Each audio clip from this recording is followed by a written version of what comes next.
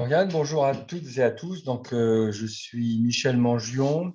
Je suis le directeur RSE pour la société Cristal Union, qui est une coopérative qui traite les betteraves de nos adhérents pour fabriquer du sucre, entre autres. Je suis aussi le président d'une association de gouvernance de cette plateforme, dont vous voyez un schéma sur le diapo actuellement, qui vient d'être créée et dont le but est de à la fois pérenniser, consolider les acteurs actuels, mais aussi développer notre attractivité et pourquoi pas attirer des projets qui s'inséreraient bien dans notre thématique, puisque nous sommes effectivement, ça a été dit, une bioraffinerie.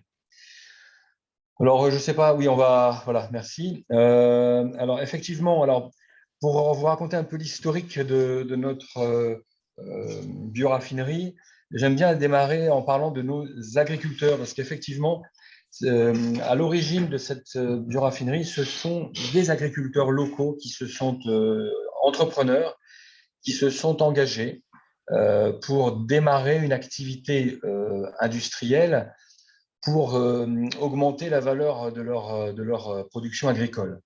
Et donc là, j'ai cité quelques noms, évidemment, ce ne sont pas les seuls, mais ce qui est amusant, c'est que c'est une lignée de De Bohan.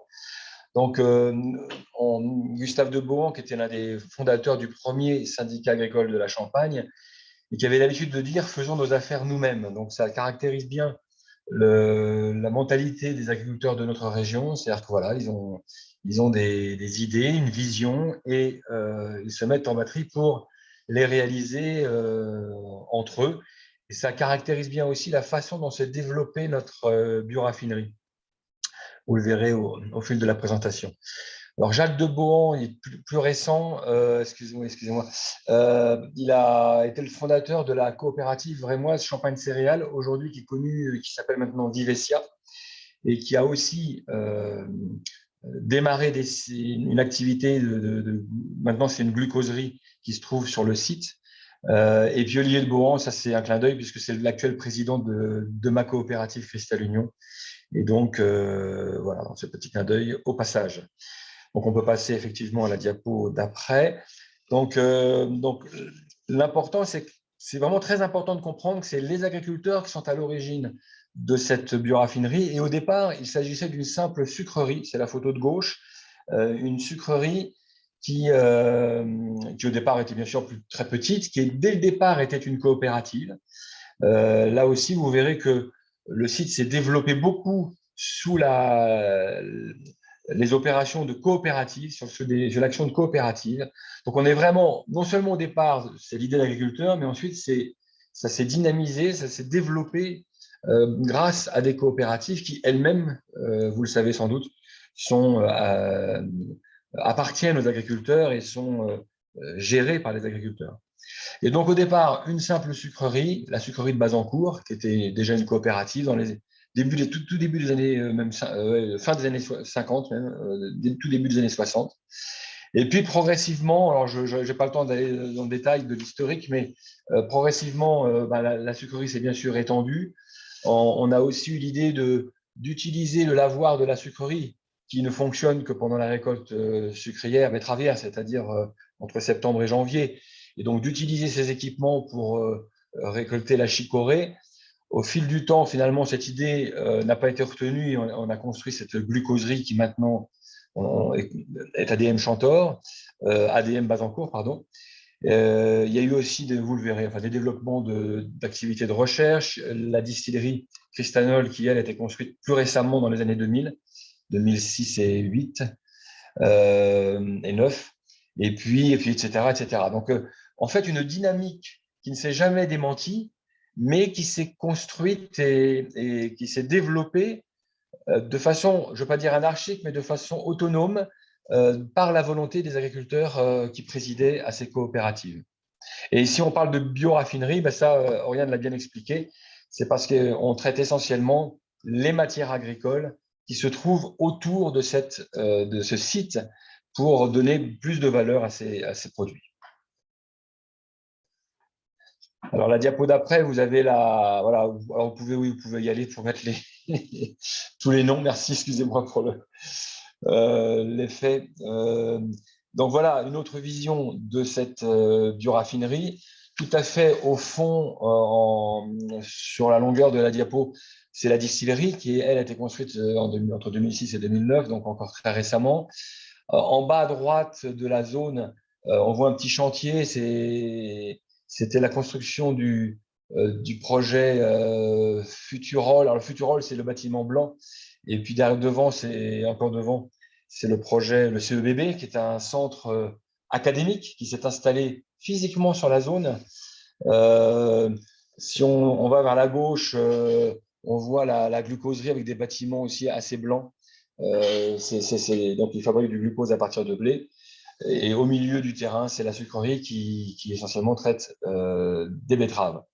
Bon, je vais très vite parce que la diapo d'après, on va voir plus en détail l'activité de ces acteurs. Alors effectivement, une caractéristique importante de notre site, j'ai commencé à en parler, c'est qu'il y a une synergie forte entre innovation et industrie.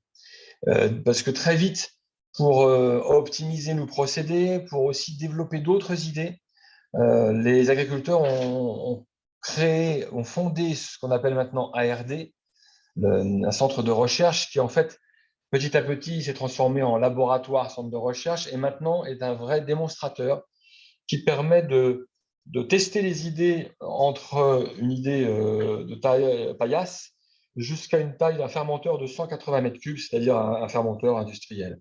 Et donc, sur ce site, aujourd'hui, maintenant, on est capable de tester les idées. Alors, les idées, on est dans la biotech, dans tout ce qui est fermentation, donc la biotech blanche. On est capable de tester les idées et de vérifier que ça fonctionne et que ça délivre des résultats attendus, du point de vue technique, mais aussi économique, puisqu'on est capable de produire chez RD des produits grâce à ce fermenteur de 180 mètres cubes.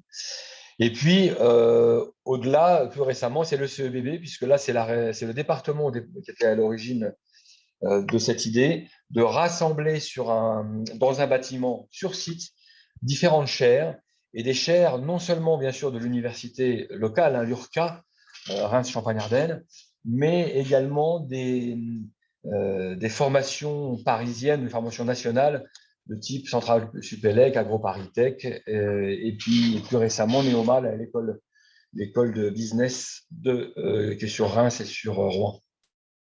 Donc, très important d'avoir en tête cette spécificité qui a renforcé notre impact et le fait qu'on soit reconnu assez loin en dehors de nos frontières. Et donc, on est vraiment une implantation locale, mais avec une reconnaissance à l'international. Alors là, on retrouve un petit peu la diapo que Corian a présentée en introduction. Alors, j'ai mis à gauche les matières premières. Sur ce site, alors je parle sur le site en global, on va traiter sur une année à peu près 2 500 000 tonnes de betteraves. Ça varie entre 2,5 millions et 3 selon les récoltes, bien entendu. Environ 1 million de tonnes de blé, et pour moitié vers la glucoserie et pour moitié vers la distillerie Cristanol. Et puis, alors, le bois, le volume que j'ai mis, les 500 000 tonnes de bois, on les a pas encore, on les consomme pas encore tout à fait à date, mais ça va être bientôt le cas, avec un projet qui s'est installé encore plus récemment que Cristanol, puisqu'ils ont démarré, ils se sont installés il y a 2 ans maintenant, et ils commencent à finaliser leur montée en capacité pour produire à partir du bois ce qu'on appelle des green pellets ou des black pellets. C'est du bois qui a été torréfié pour avoir les mêmes caractéristiques ensuite que le charbon. C'est-à-dire qu'on peut l'utiliser comme du charbon. Donc, on peut substituer des chaufferies actuellement qui fonctionnent au charbon par des chaufferies qui fonctionneraient base biomasse à partir de ce bois. Et donc, c'est une idée assez intéressante. Et donc, ils consomment jusqu'à 300 000 tonnes de bois. Se rajoute à ça des chaudières biomasse, puisque sur le site, on le verra tout à l'heure, on est bien sûr engagé dans la décarbonation. Et donc, on a une grosse chaudière de biomasse. Et, et puis, on va en développer d'autres. Et puis, et enfin, On a une déshydratation. Oui, je n'ai pas parlé de… c'est la photo d'en bas, c'est la luzerne. Alors, je n'ai pas mis le tonnage parce qu'on n'est pas sur les mêmes tonnages. On est sur 40 000 tonnes de luzerne. Donc, on va déshydrater sur site en utilisant le déshydrateur qui sert à déshydrater les pulpes de betterave. Donc, c'est aussi une optimisation industrielle. Et donc, on utilise aussi de la luzerne. Et donc, ce déshydrateur, ce four pour sécher la luzerne, vient de basculer il y a quelques jours en biomasse. Donc, on consomme aussi du bois de ce point de vue-là. Donc, voilà pour les matières premières. Alors, voilà, alors après, c'est le schéma on prend de la biomasse. L'idée de la bioraffinerie qui a déjà été bien exposée. Et puis, tout un tas de produits. Bon, je ne vais pas m'y étendre parce que je vais revenir dans une diapo un peu plus loin, juste derrière. Mais voilà, alors, oui, là aussi, un petit clic à faire, un clic de plus à faire peut-être pour avoir toute la photo. Voilà, merci. Donc là, j'ai pris l'exemple uniquement de la betterave, mais parce que j'ai pas une diapo prête pour l'ensemble des produits, puis c'est plus simple de parler de la betterave. Donc vous voyez qu'avec une seule matière première agricole, qui est la betterave, on est capable de faire tout un tas de produits et surtout qu'on valorise toute la production de la betterave. C'est-à-dire qu'il y a zéro déchet avec la betterave. Donc, j'ai mis les produits phares en haut à gauche, ce qu'on appelle ça les produits finis. Donc, le sucre cristallisé, mais aussi avec le sucre cristallisé qu'on va mettre en fermentation, et bien, tout ce qui est alcool et bioéthanol. Les coproduits de ces produits finis, ce sont les substrats sucrés qui ne sont pas assez purs pour pouvoir être cristallisés. Et ces substrats sucrés, on les vend également auprès de l'industrie de fermentation, pour faire de la levure par exemple, mais également la pulpe, puisque ça c'est le côté fibre de la betterave. Il n'y en a pas beaucoup, mais il y en a un petit peu quand même. Et c'est aussi valorisé dans le marché de l'alimentation animale. Et si on continue, il y a aussi des sous-produits. Donc là, c'est quand on distille l'alcool contenu dans le vin qu'on va fermenter, il reste ce qui n'est pas alcool. C'est ce qu'on appelle les vinasses. Et ces vinasses constituent une sorte d'amendement organique, d'ailleurs un amendement bio, pour les champs de nos agriculteurs. Donc c'est aussi valorisé. Et puis, on valorise même la production de CO2, puisque quand on fermente, non seulement on fabrique de l'alcool, mais aussi du CO2. Et donc, on va aussi valoriser ce CO2 qui n'est plus un CO2 base fossile, mais un CO2 biogénique. Et puis, même les résidus de process, donc ça, je ne vais peut-être pas m'attarder, mais on a aussi des sous-produits, des résidus de process de fermentation. Et même ceux-là, bien sûr, sont valorisés. Alors, les mélasses, c'est valorisé sur le marché, mais les eau-terreuses et les écumes, se sont valorisés sur les champs de nos agriculteurs. Donc, tout est valorisé. On peut avancer la diapo d'après. Alors, quand on parle de tout est valorisé, je n'ai pas cité l'eau à ce stade, mais l'eau est un élément important, bien sûr, dans une sucrerie, puisque quand on traite 2,5 millions de tonnes de betteraves, on doit traiter et on extrait globalement 2 millions de mètres cubes d'eau, donc ce qui est bien sûr énorme, ce qui explique pourquoi il y a souvent des bassins de rétention assez grands autour de nos sucreries. Et donc, je dirais depuis des dizaines d'années, on a appris à gérer cette eau. Et en France, c'est un peu une particularité française, et c'est le cas de Bazancourt, on a pris l'habitude de cette eau, de la recycler en interne du procédé et ensuite de la recycler chez nos agriculteurs. Mais ça, on verra tout à l'heure. Donc là, ce qu'on voit, c'est que on a besoin de beaucoup d'eau pour laver nos betteraves qui arrivent à l'usine avec encore un petit peu de terre. Même si on a fait le maximum pour la retirer et la laisser au champ, il en reste toujours un petit peu collé à la betterave. Et donc, on lave beaucoup, on a besoin de beaucoup d'eau pour laver ces betteraves. Et en fait, au cours du procédé, on a aussi besoin d'extraire cette eau pour cristalliser le sucre. Et donc, c'est cette eau qu'on extrait par évaporation qu'on va recycler en amont du procédé. Et puis, on a développé à droite, c'est l'image de droite, où on a mis en place aussi des procédés d'osmose inverse, de déminéralisation, pour encore augmenter la qualité de l'eau et pouvoir l'utiliser, par exemple, dans nos chaudières, de façon à ne plus du tout consommer d'eau pour fabriquer ce sucre. On peut avancer la diapo d'après. Et là, c'est ce qu'on voit, c'est qu'au final, on a beau recycler plusieurs fois cette eau dans le procédé, il en reste quand même à la fin qu'il faut gérer. Et cette eau qui contient un peu de terre, qui contient des matières organiques, qui contient quelques nutriments, comme un peu de potasse, bien sûr de l'azote, on la restitue sur les champs des agriculteurs. Et donc, on s'est organisé avec un service dédié qui permet d'aller arroser. Alors, on ne parle pas d'irrigation à ce stade, mais ça amène des éléments organiques et des éléments nutritionnels au champ de nos agriculteurs, et c'est reconnu depuis 3 ans par l'Europe comme meilleure technologie disponible. Voilà, j'avance un peu vite parce que je vois que le temps passe. On peut aller à la diapo d'après. Également, on est très engagé en matière de durabilité. Quand on parle de bioéconomie, je dirais déjà, ce qui est évident pour nous, mais qu'il faut sans cesse rappeler, c'est qu'on est tous nos produits sont biosourcés, puisque c'est basé à partir de matières végétales de nos adhérents, de nos agriculteurs. Mais au-delà de ce simple atout de nos produits, c'est qu'on travaille aussi à la durabilité de nos procédés, de nos méthodes de culture, etc. Et donc là, j'ai mis quelques items, mais on ne va pas forcément les détailler, mais tout simplement avoir en tête qu'on est certifié ISO 50001, on est tous certifiés ISO 50001, ce qui veut dire que chaque année, on doit démontrer qu'on progresse en matière d'efficacité énergétique. On a bien sûr quelques produits emblématiques, le bioéthanol notamment, qui est un produit qui permet de décarboner la mobilité individuelle, les voitures. Donc aujourd'hui, en plus, ça coûte moins cher, donc ce qui est un atout de plus. J'ai parlé des chaudières biomasse, de façon à se sortir petit à petit de l'énergie base fossile. Et toutes nos chaufferies encore base fossile sont au gaz naturel. C'est-à-dire qu'on a converti, on n'a plus de charbon, plus de fioul sur notre site. On a aussi des cogénérations pour coproduire, merci, pour coproduire l'énergie avec la vapeur haute pression. Puis j'ai parlé déjà des green pellets, donc je ne vais pas insister. On peut aller à la diapo d'après.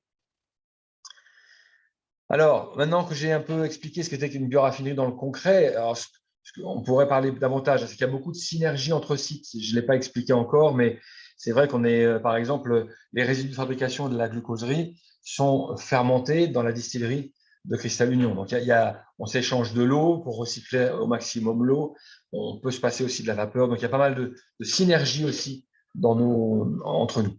Alors après, comme je vous l'expliquais, on s'est construit un petit peu de façon autonome. Et puis maintenant, on commence à réfléchir à nous structurer. Et déjà, premier constat, c'est qu'on s'intègre dans un écosystème local, puisque, alors juste à côté, à 500 mètres, on a cette zone, le Bio-Économie Park, qui a vocation à accueillir des co-traitants ou des sous-traitants qui peuvent travailler avec nous.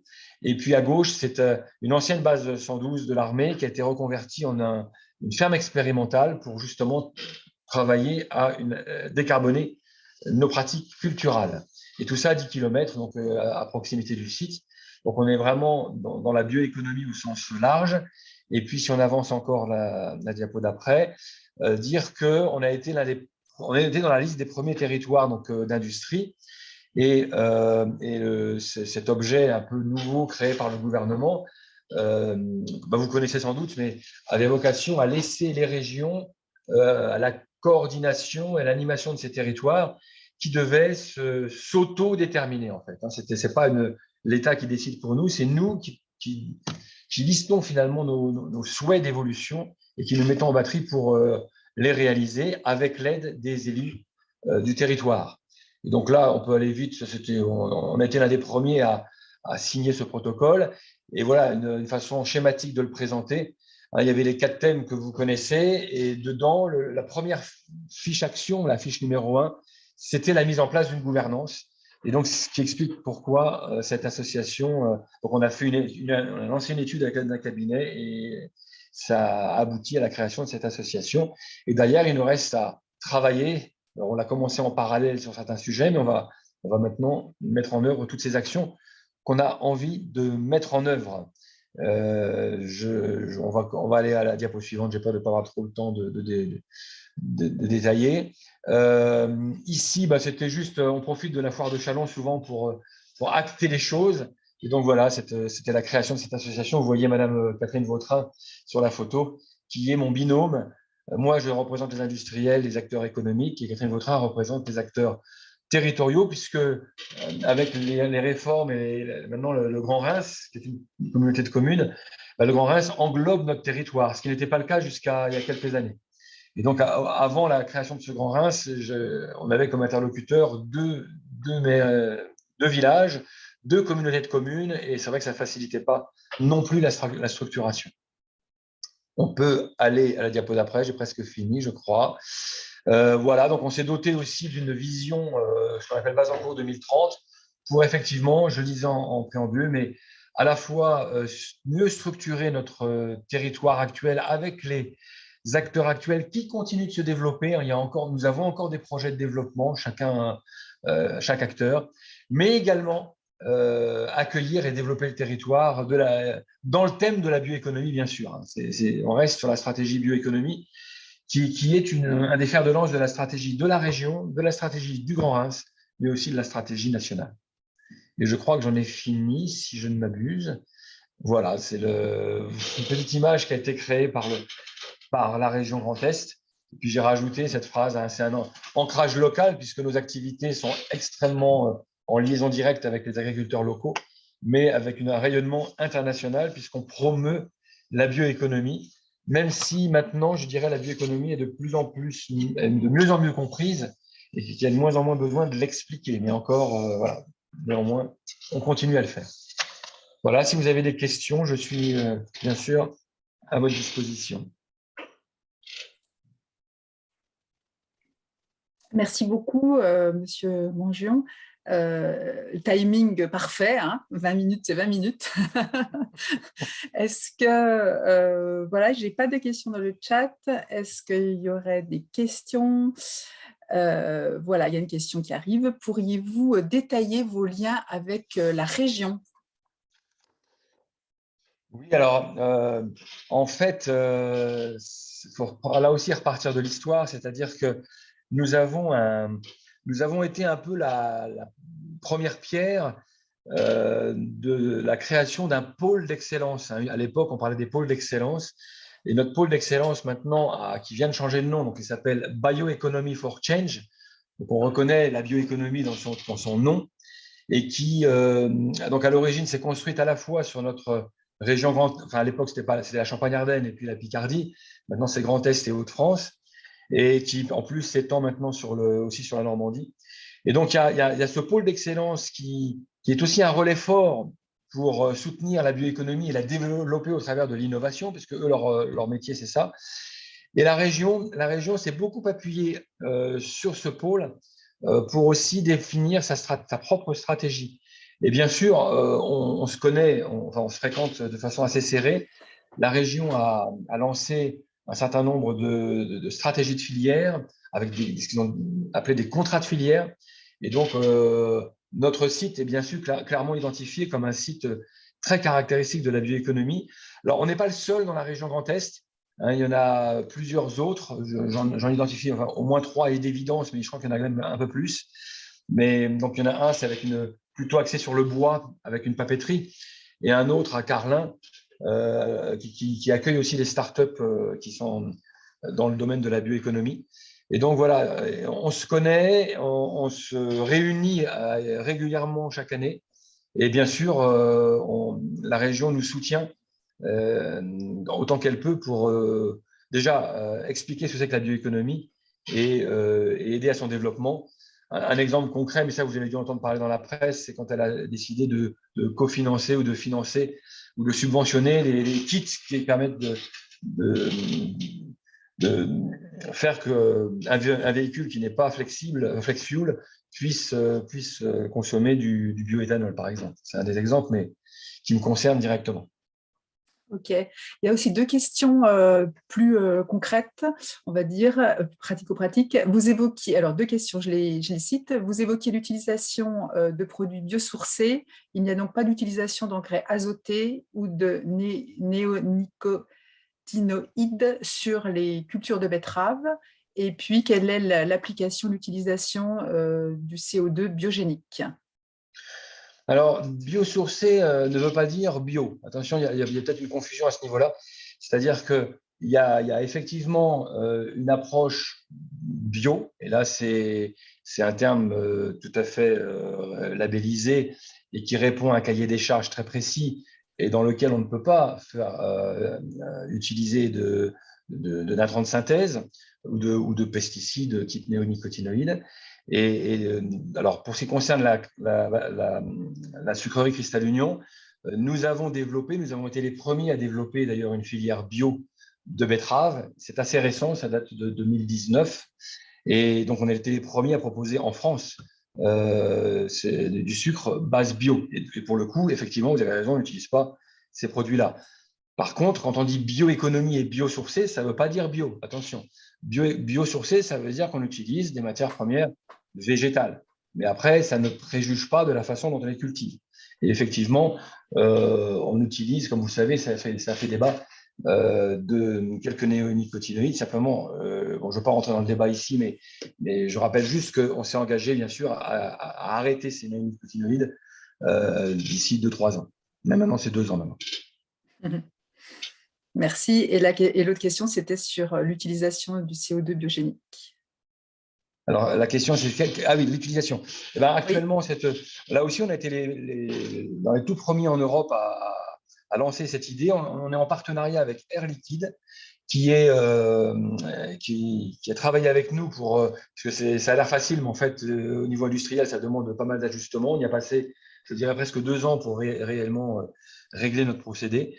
Et aujourd'hui, quand Air Liquide est venu donc, sur notre site, ils ont arrêté une mine, enfin une mine, un pompage de CO2 en sous-sol au niveau de près de Valence, au niveau de Cray.